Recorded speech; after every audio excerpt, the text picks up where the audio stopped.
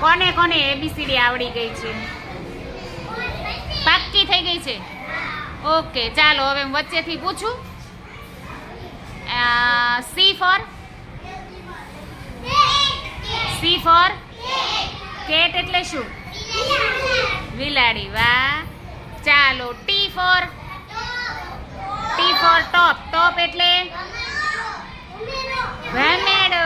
ભમેડો, ગરિયો ફેરવો છે ને, ગરિયો. સરસ. ચાલો હવે વી ફોર